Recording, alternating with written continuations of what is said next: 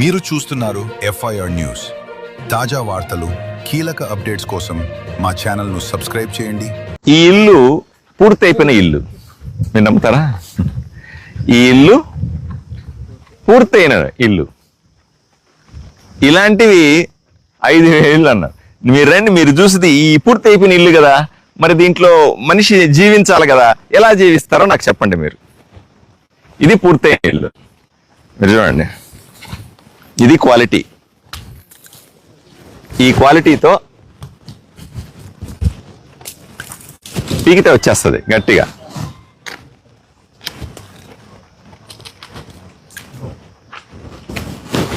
అర్థమైనా? చూడండి ఆ క్రాక్లు ఎలా ఉన్నాయి చూడండి. ఇది ప్రభుత్వ ప్రకారంగా సున్నం కొట్టి మనుషులు జీవించడానికి రెడీగా ఉన్నటువంటి ఇల్లు. మీకు అర్థమైందా? కాంట్రాక్టర్ సాయి ప్రసాద్ రెడ్డి కుటుంబ సభ్యులు కాంట్రాక్టర్లుగా చేసినటువంటి ఘనకార్యం ఇది. దీంట్లో ఎలా జీవిస్తారు? ఇంకో బ్యూటీ ఏంటంటే 5,000 ఇల్లు ఇలా కడితే 4,000 ఇల్లు పూర్తి చేశామని 104 కోట్ల రూపాయలు తీసుకునేశారు. ఇప్పుడు దీని దిక్కు మొక్కులేరు. మిగిలింది ఏంటో చూడండి. 5,000 మంది ఆడబిడ్డలకి లేదా మహిళలకి మహిళా సంఘాల్లో లోన్లు ఉండిపోయినాయి, ముక్కు పిండి ఆడ వసూలు చేస్తారు. 5,000 మందికి ఎట్టి పరిస్థితుల్లో కూడా మళ్ళీ ఇల్లు రాదు జీవితంలో. 5,000 మంది ఉసురు ఎట్లా పోసుకున్నారో చూడండి. కుటుంబాలు వాళ్ళ ఉసురు తాకదా? దేవుడు అన్నవాడు ఉండడా? దేవుడు చూస్తూ ఉంటాడా ఇవన్నీ కూడా? వాళ్ళ ఇంట్లో పడ్డ బాధ ఈ కుటుంబానికి తగలదా? ఆలోచన చేయాలి కదా. ఏం చేసుకుంటారు డబ్బుల్ని? 5,000 మంది, 5,000 మంది ఆడబిడ్డలు ఆదోనిలో. వాళ్ళు రోజు పొద్దున్నే ప్రార్థన చేస్తే, సాయంకాలం ప్రార్థన చేస్తే, గుడికెళ్ళి ప్రార్థన చేస్తే, అన్నం తినేటప్పుడు వీళ్ళ గురించి ఏమనుకుంటారో ఆలోచన చేయండి. దేవుడున్నాడు. ప్రజల ఆలోచన విధానమే దేవుడు. వీళ్ళని 100కు 100% శిక్షిస్తాడు.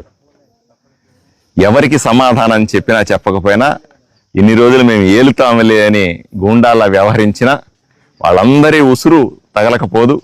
వాళ్ళు ఏదైతే కోరుకున్న 5,000 మంది ఆడవాళ్ళకు అన్యాయం జరిగింది చూసారా? 5,000 మంది ఆడబిడ్డలకు అన్యాయం జరిగింది చూసారా? ఇది తగలకుండా పోదు, దీనికి శిక్ష పడకుండా పోదు అని మాత్రం 100కు 100% చెప్తాను నేను. జగనన్న కాలనీలు ఆదోని అతిపెద్ద కుంభకోణం. 2020లో 5,000 మందికి ఇళ్ల పట్టాలిచ్చి కేంద్ర ప్రభుత్వం నరేంద్ర మోదీ గారి నిధులతో మేము ఇళ్లు కట్టిస్తామని చెప్పినటువంటి మోసం. 178 ఎకరాలు 65 మంది రైతుల దగ్గర నుంచి మా భూమిని సేకరించినారు. తక్కువ డబ్బులు ఇచ్చి వాళ్ళ దగ్గర అగ్రిమెంట్లు చేసుకొని ప్రభుత్వానికి ఎక్కువ డబ్బుతో అమ్మి సుమారుగా 24 కోట్ల రూపాయలు ప్రభుత్వ డబ్బుల్ని 65 మంది రైతులకు వేస్తే, దాంట్లో కేవలం రైతులకు ఇచ్చినది 8 కోట్లు మాత్రమే. 15 కోట్ల రూపాయలు వీళ్ళు సాయి ప్రసాద్ రెడ్డి ఆయన కుటుంబ సభ్యులు అనుచరులు కొట్టేశారు. దాంతో పాటు అంతటితో ఆగలే. అంతటితో ఆగకుండా వీళ్ళ కుటుంబం, సాయి ప్రసాద్ రెడ్డి కుటుంబమే కాంట్రాక్టర్ అవతారం ఎత్తింది. కాంట్రాక్టర్ అవతారం ఎత్తి 5,000 ఇళ్ళు మేమే కట్టిస్తామని చెప్పి, అటుపోయా ఎందుకు తెలీదా? చెప్పాలి అది ఏమన్నా విషయం, చెప్పాల్సిన విషయం అదేమన్నా. అంతేకాదు సాయి ప్రసాద్ రెడ్డి కుటుంబం కూడా కాంట్రాక్టర్ అవతారం ఎత్తి వీళ్ళే 5,000 ఇళ్ళు కట్టిస్తామని చెప్పి నమ్మబలికి పెద్ద ఎత్తున పేద 5,000 మంది దగ్గర నుంచి మీరు కట్టుకుంటే లేట్ అవుతుంది, మేమే కట్టిస్తామని చెప్పి ప్రభుత్వ వీళ్ళ పేరు మీద ప్రత్యేకమైన అకౌంట్లు ఓపెన్ చేయించి పేద మహిళల పేరు మీద డ్వాక్రా సంఘాల్లో, మహిళా పొదుపు సంఘాల్లో 30,000 రూపాయల నుంచి 60,000 రూపాయల అప్పు చేయించి ఆ డబ్బులన్నీ బ్యాంకులో వేసి ఆ బ్యాంకులో నుంచి వీళ్ళు కాంట్రాక్టర్లుగా తీసుకొని మొత్తాన్ని మీరు చూసారా, ఈ 5,000 ఇళ్లలో సుమారుగా 4,000 ఇళ్ళు పూర్తయినాయని చెప్తా ఉన్నారు. మీకు అది కూడా చూపిస్తాను, పూర్తయిన ఇల్లు ఎలా ఉంటుందని. ఇలా దారుణానికి ఒడికట్టారు. 5,000 మంది ఉసురు పోసుకున్నారు. ఈరోజు ప్రభుత్వానికి కృతజ్ఞతలు చెప్పాలా. నేను రేపు ఎమ్మెల్యే అవ్వకముందే ప్రచారంలోనే చాలా స్పష్టంగా చెప్పాను, ఇది పెద్ద కుంభకోణం, దీని మీద విచారణ చేయిస్తానని. ఎమ్మెల్యే అయిన తర్వాత పలుసార్లు ముఖ్యమంత్రి గారిని, మంత్రుల్ని కలిసిన తర్వాత, కలెక్టర్ని కలిసిన తర్వాత దానికి సంబంధించిన లెటర్లు కూడా మీకు పెట్టాను, వీడియోలు కూడా మీకు పెట్టాను. ఇవన్నీ చేసిన తర్వాత ఈరోజు వీళ్ళ మీద కేసులు రిజిస్టర్ చేయమని చెప్పి ఒక నిర్ధారణకు వచ్చేది ఇన్వెస్టిగేషన్ ఆఫీసర్. సో ఇది ఆదోని ప్రజలకి కొంత ఊరటనిచ్చే అంశం. ఎందుకంటే బాధపడ్డవాడు, దగా పడ్డవాడు, ఎవరైతే మోసం చేసినారో వాళ్ళ మీద చర్యలు తీసుకుంటాయంటే ఎంతో కొంత ఉపశమనం పొందదు. అంతటితో ఆగదు. ఇవన్నీ కూడా సరిచేసి ఇవ్వాల్సిన అవసరం కూడా ఎంతైనా ఉంది. ఇప్పటికే ఒక్కొక్క ఇంటికి 1,80,000 రూపాయల చొప్పున నరేంద్ర మోదీ ప్రభుత్వం ఇచ్చేటువంటి డబ్బుల్ని వీళ్ళు తీసేసుకొని తినేశారు. ఎంత తీసుకున్నారు అంటే సుమారుగా 104 కోట్ల రూపాయలు 5,000 మంది దగ్గర నుంచి, ప్రభుత్వం దగ్గర నుంచి తినేసుకున్నారు. ఇంతకుముందు కూడా చెప్పాను లెక్క. అయ్యా, భూమి మారకంలో, భూమిలు చేతులు మారడంలో 15 కోట్లు, కాంట్రాక్టర్ల అవతారం ఎత్తి సాయి ప్రసాద్ రెడ్డి కుటుంబం తీసుకుంది 104 కోట్లు. మొత్తం కలిపితే 128 కోట్ల రూపాయల కుంభకోణం ఇది. ఆదోనిలో అతిపెద్ద కుంభకోణంగా మనం దీన్ని పరిగణించవచ్చు. దీని మీద మరింతగా ఇప్పుడు కేసు రిజిస్టర్ అయిన తర్వాత విచారణ జరుగుతుంది. నిజానిజాలు ఏ రోజుకు ఆ రోజు ప్రజల ముందు పెట్టే ప్రయత్నం చేస్తాం. వీలైనంత తొందరగా నేను ప్రభుత్వాన్ని కూడా కోరుతాను, అయ్యా ఈ మోసాన్ని చేశారు, మనం కనుక్కున్నాం, బాగానే ఉంది. ఈ 5,000 మంది పేదవాళ్ళని ఏం చేయాలి? 5,000 మంది పేదవాళ్ళు మోసపోయారు కదా, వీళ్ళకు కూడా న్యాయం జరగాలి కదా. వీళ్ళని ఎలా కాపాడాలన్న అంశం మీద ప్రత్యేకంగా ముఖ్యమంత్రి గారి దగ్గరికి వెళ్ళి ప్రస్తావిస్తాను. ఏం చేయాలన్న విషయాన్ని నేను తప్పనిసరిగా చేస్తాను. నేను ఈ సందర్భంగా చెప్పేది ఏమిటంటే, విచారణ సందర్భంలో 65 మంది రైతులకి 24 కోట్ల రూపాయలు ఇస్తే దాంట్లో రైతులకు చేరింది 8 కోట్లే.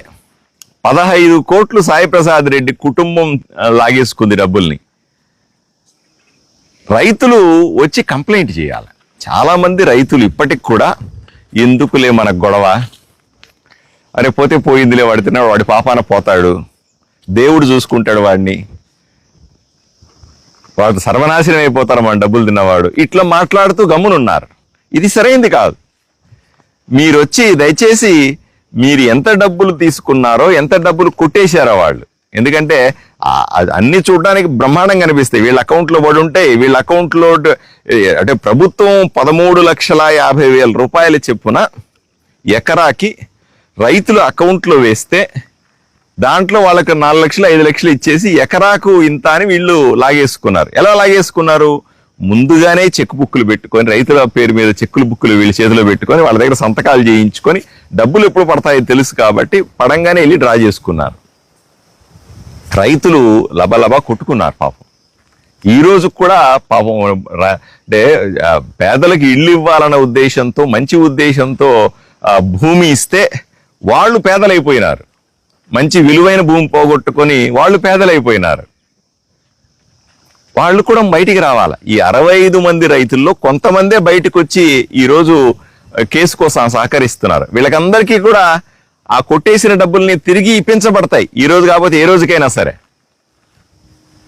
మిగిలిన రైతులు కూడా ఎవరైతే అన్యాయం పాలైనారో ఈ 178 ఎకరాల రైతులందరూ కూడా బయటికి వస్తే తప్పనిసరిగా వాళ్ళ డబ్బులు వాళ్లకు లెక్క ప్రకారంగా ఇప్పించే బాధ్యత కూడా మేము తీసుకుంటాము అని చెప్తాను. ఎవ్వరూ భయపడాల్సిన అవసరం లేదు. అన్యాయం జరిగినటువంటి, ద్రోహం జరిగినటువంటి దగా పడినటువంటి రైతులు ఎవరు కూడా భయపడకుండా ముందుకొచ్చి కంప్లైంట్ చేయండి, నా దగ్గరికి రండి, లేదా కలెక్టర్ దగ్గరికి వెళ్ళండి, ఎవరో ఒకరి దగ్గరికి వెళ్ళి కంప్లైంట్ చేయండి. మీరు కంప్లైంట్ని కూడా గోప్యంగా ఉంచుతాం. నాకు బాగా తెలుసు, ఈ కేసు మొదలుపెట్టినప్పుడు, నేను ఎమ్మెల్యే అయిన తర్వాత వెంటనే ఈ కేసు మొదలుపెట్టినప్పుడు అందరూ నవ్వారు నన్ను. ఇది ఎక్కడ తేలుతుంది, ఎప్పుడు తెలియదు అని. నాకు తెలుసు దీనిలో రాత్రికి రాత్రి సాయి ప్రసాద్ రెడ్డి కుటుంబం ఎవరెవరి దగ్గర రైతులకు కొట్టేశారో వాళ్ళ దగ్గర దగ్గరికి పోయి మీరు వెళ్ళి చెప్పొద్దండి, ఆధారాలు ఇవ్వద్దండి, మీకు ఎంతో కొంత సర్దుకుంటాం, ఇంకొంచెం డబ్బులు తీసుకోండి, అదండి ఇదండి అని ఎంతో మందిని బెదిరించినారు, భయపెట్టినారు, అడుక్కున్నారు, ఇంట్లోకి వెళ్ళి కొంతమందికి డబ్బులు ఇచ్చినారు. ఇన్ని చేసి ఆపగలిగినారు. కానీ అప్పటికి కూడా కడుపు మండిన రైతు ఊరుకోడు కదా. ఈరోజు బయటికి వచ్చినాయి అన్నీ కూడా. తప్పనిసరిగా మిగిలిన రైతులు కూడా ముందుకు రావాలని వాళ్ళు ఇచ్చే సమాచారం మీద పూర్తి గోప్యత ఉంటుంది. ఎవరికి చెప్పము. మీరు ఇచ్చే సమాచారాన్ని, మీ పేర్లు కానీ, మీరు ఇస్తున్న సమాచారాన్ని కానీ, మీ ఆధారాలు కానీ ఎవరికి చెప్పము అని ఈ సందర్భంగా చెప్తా ఉన్నా. అదే సందర్భంలో ఊర్లో కూడా చాలా ప్రాంతాల్లో అన్యాయం చేశారు. చాలా ప్రాంతాల్లో భూములు లాక్కున్నారు, దోచుకున్నారు. ఇవన్నింటినీ కూడా ప్రజలు ఆధారాలతో బయటికి రావాలి. ఎవరెవరైతే, నేను ఎలక్షన్ల ముందు చెప్పాను, ఎలక్షన్ల తర్వాత చెప్పాను, ఈ రోజు కూడా చెప్తా ఉన్నాను, ఎవరెవరైతే ఈ ఊర్లో అన్యాయానికి గురైనారో వాళ్ళందరికీ న్యాయం చేయడం నా ప్రథమ లక్ష్యం. సాయి ప్రసాద్ రెడ్డి కుటుంబంలో వాళ్ళ ఇంట్లో వాళ్ళందరూ కూడా సాయి ప్రసాద్ రెడ్డి అనుచరుల చేతిలో మోసపోయినటువంటి అందరినీ కూడా న్యాయం చేయడానికి నిరంతరం పనిచేస్తాను. చాలా మంది నన్ను విమర్శించారు కూడా, ఎమ్మెల్యే 3 నెలలు అయింది, ఎమ్మెల్యే 6 నెలలు అయింది, ఎమ్మెల్యే సంవత్సరం అయింది, ఏం చేశావు, ఇంకా ఏం జరగలేదు, ఇంకా ఏం జరగలేదు. ఈరోజు చూస్తా ఉన్నారు దాని ఫలితాలు. నేను చాలాసార్లు చెప్తాను, ప్రభుత్వంలో పని జరిగేటప్పుడు బయటికి కనిపించదు. నేను లోపల ఎంత పని చేస్తా ఉన్నానో బయటికి కనిపించదు. ఫలితాలు వచ్చినప్పుడు దాని విలువ తెలుస్తుంది. రాబోయే రోజుల్లో స్పష్టంగా ఇంతకంటే పెద్ద ఇష్యూస్ బయటకు వస్తాయి. ఇది కేవలం ట్రైలర్ మాత్రమే.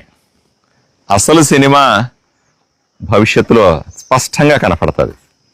దోచుకున్న ప్రతి రూపాయిని కూడా పేదవాడికి తిరిగి ఇవ్వాల్సిందే.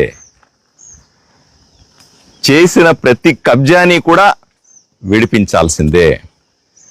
పేదవాడికి అన్యాయం అయిపోయిన ఎవరికైనా సరే ఆదోన్లో న్యాయం జరగాల్సిందే. అప్పటిదాకా నిద్రపోయేది లేదు అని చాలా స్పష్టంగా ప్రజలందరికీ తెలియజేస్తా ఉన్నాను. ఒకే ఒక మాట, ఓటేసిన ప్రజల రుణం తీర్చుకుంటున్నాను, అంత తప్ప నేను ఇంకేమీ చేయట్లేదు. ఈ రోజు కాదు, ఏ రోజుకైనా ముక్కు మొహం తెలియని వాడిని తీసుకొని వచ్చి ఇక్కడ 1 రూపాయి తీసుకోకుండా ప్రజలందరూ నాకు